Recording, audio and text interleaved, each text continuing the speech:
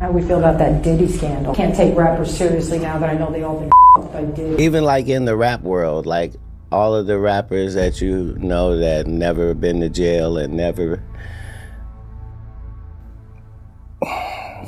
got in any trouble with the law, but they talk as if their life is opposite of that. Like, those are federal informants, like, you know. You think they're really out there? My friend said to me, rappers, they're all so tough until you hear their real name.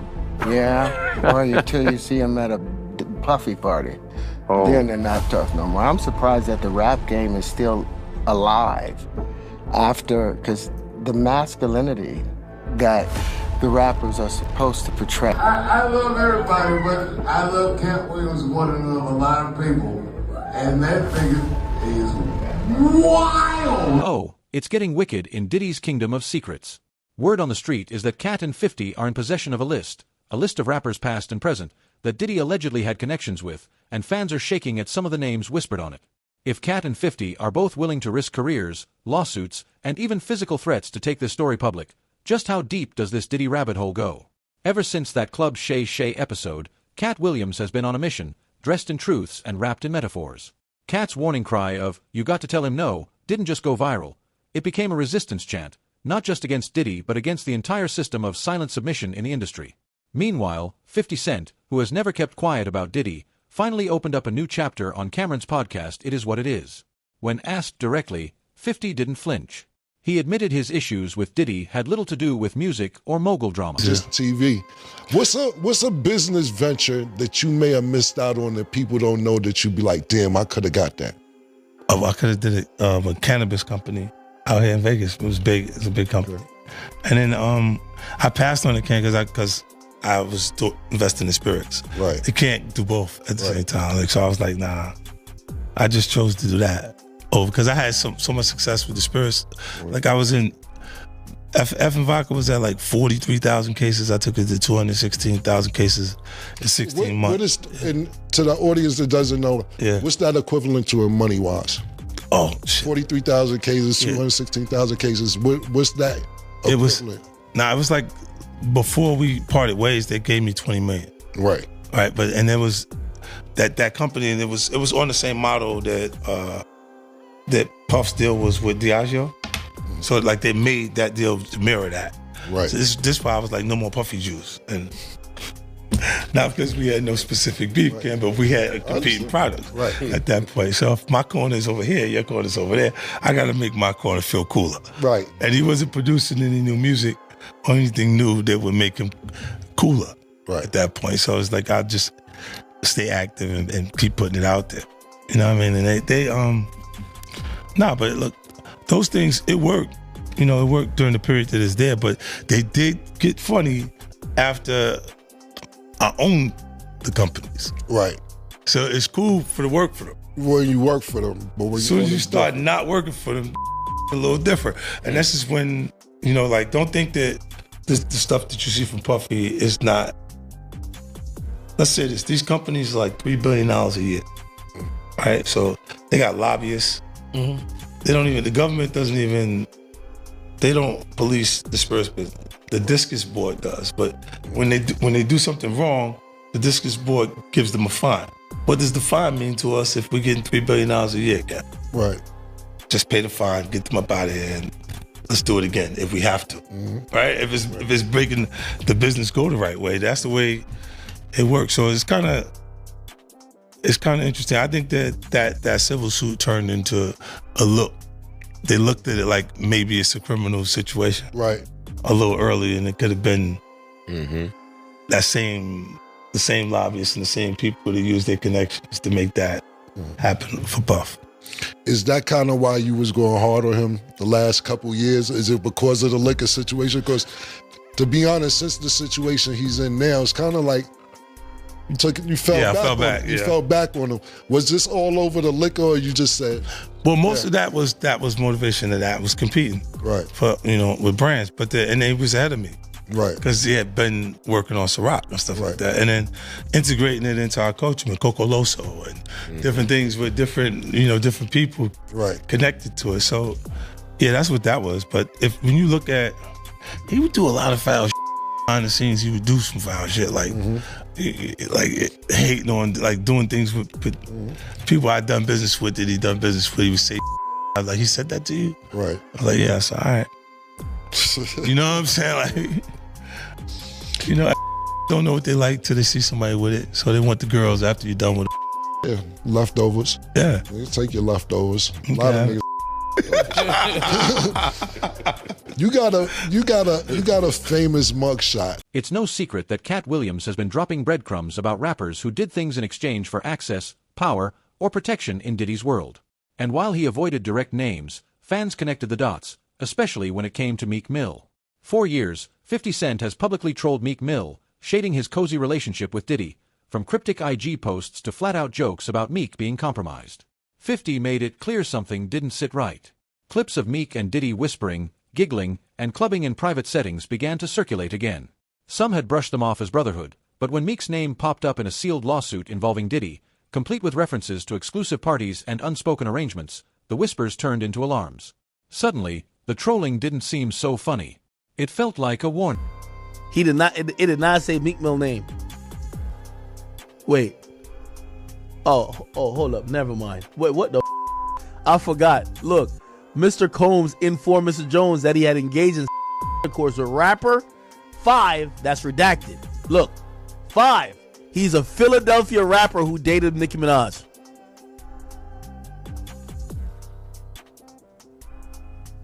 Yo, Meek, we were playing around with that Michael.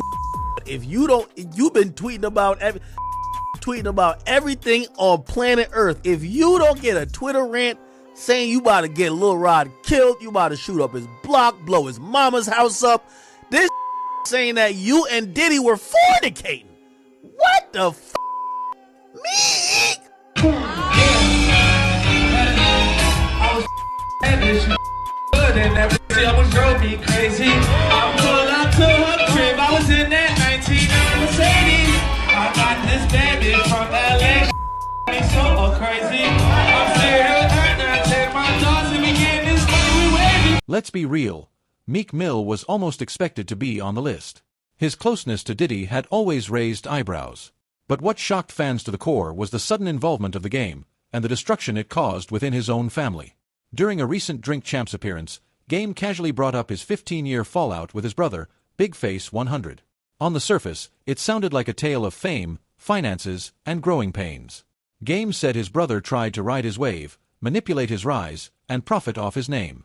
But Big Face's silence had weight until he broke it. Not long after that podcast dropped, Big Face 100 posted a now-deleted photo of Diddy hugging the Game from behind. The caption, "Maybe it wasn't my street credibility. The streets didn't need more." The implication was clear, that the Game's rise may have come with a price, one that involved Diddy, and not just in the studio. This wasn't just a family drama. It was a public questioning of Game's masculinity and industry path from his own blood brother. Right as fans were still processing that, a viral video resurfaced, one that nobody can unsee. It showed the Game and Diddy offering drinks to a young Justin Bieber at a party.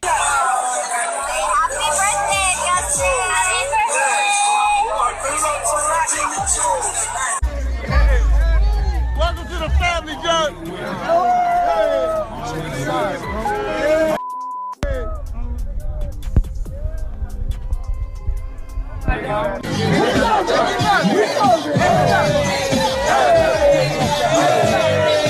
Now don't get it twisted. This alleged list isn't just a male rapper exclusive.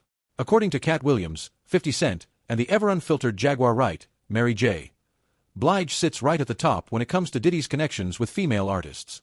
Jaguar Wright has long hinted that Mary J. was more than just Diddy's protege in the 90s. She was his enabler, his front, and possibly even his partner in the darker dealings of Bad Boy's prime. Katt echoed the sentiment, once saying in a cryptic interview that some of the queens of hip-hop knew what was happening in those studios and didn't stop it, because they were in on it. Oh, we're talking about Mary J. Blige. Yes, Mary J. Blige. That's what I'm talking about. She like to talk about me behind my back. I'm gonna talk about you to your face. How about that? If I'm lying about anything I said about you, you closeted freak,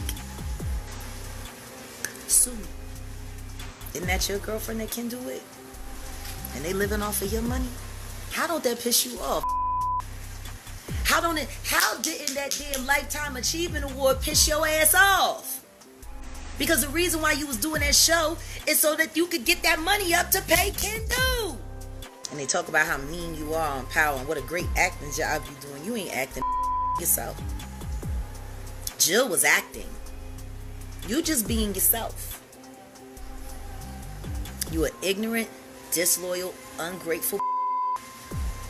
And I'm going to call you until you start acting like a woman, because that fancy dog collar that Puff got around your neck and has had around your neck for the past 30 years, it should have been done got tight. It don't feel like a noose, Mary. It don't feel like a noose. Being yanked around by a bunch of time, but you want to pop fly with. See, that's the other issue that I got in the industry. It's not just the dudes, it's the women, yo. You let the ass you up into talking each other and hating each other and going against each other because you looking for favor in a man rather than looking to God. Puff Daddy ain't God, yo. Or people want to know, oh, Mary, why are you going after Mary? Why ain't nobody asking Mary why she went after me? I was a Mary J. Blige fan, just like all of you. I was in a lot of the studios where a lot of her records were written and recorded. Shoot, some of Mary's stuff I heard before she did. Me and Mary J. Blige have the same producer that we work with, Chucky Thompson. Well, she don't work with Chucky no more because I guess Puff told her that she couldn't.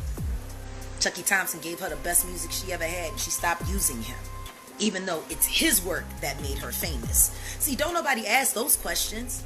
Don't nobody ask why Easy Mo B didn't do more tracks for Mary, because Puff was in control. P. Diddy, Honeycomb, was in control. Mary J. Blige has turned her back on almost everybody that's ever cared about her, ever loved her. Her and her sister, LaTanya, LaToya, whatever name. They're awful people. Y'all just don't know it. But the whispers around Mary J. Blige don't just stop at her loyalty to Diddy. Nah, they get a whole lot creepier when you add Tupac to the picture. Enter Desiree Smith, Tupac's ex-girlfriend, who's been spilling untold chapters of Pac's life, and she didn't hold back.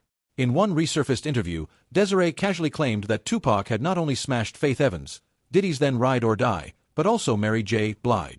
And Suge was f***ing Puff's baby mama, and Pac was f***ing her best friend. Who her best friend? Who was the best friend? Who still is her best friend? Oh, I don't know, Miss Desiree. I'm trying to get you to say it. I know, but Would she's this in. lady happen to be? Would she happen to be a singer who Absolutely. just been successful for the last 4 decades? Absolutely. And would this singer happen to have an album titled My Life? Absolutely. You got it.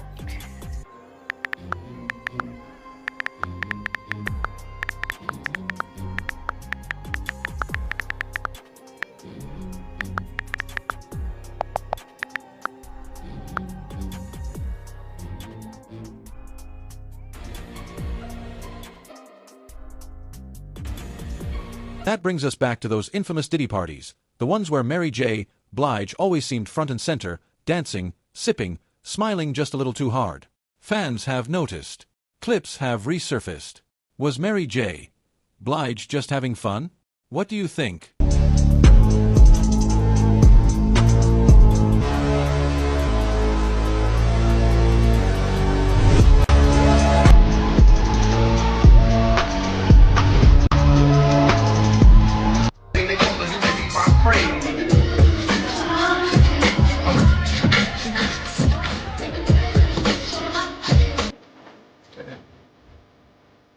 Mary J. Blige, she's been there since the very beginning. She was pushing, 26 when she was having intimate physical engagement with Danny Boy, who was 15, 16 years old. This Mary J. Blige, I'm 15, 16 years old, and she flying me in.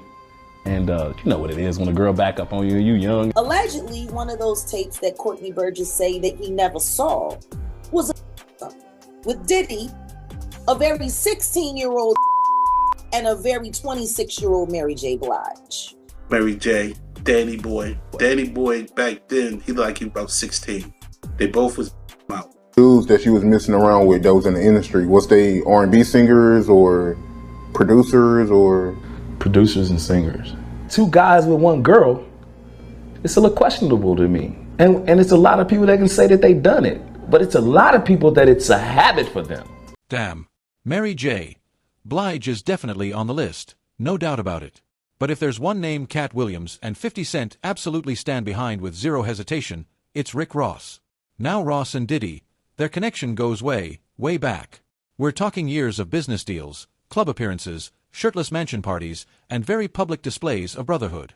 But fans have always raised an eyebrow, like why is Diddy always so hands-on with Rose? And why does their chemistry feel just a little too loyal? Brother, Ricky Rose. Ricky Rose, you a hustler, man. Woo! I've known you for a long time for helping me with Ciroc, to just like watching your whole get down. You a hustler, man. I just want to take my hat off to you, give you your flowers. That's right. Throw a car show festival. Man got horses, giraffes, rhinos. Go ahead, black man.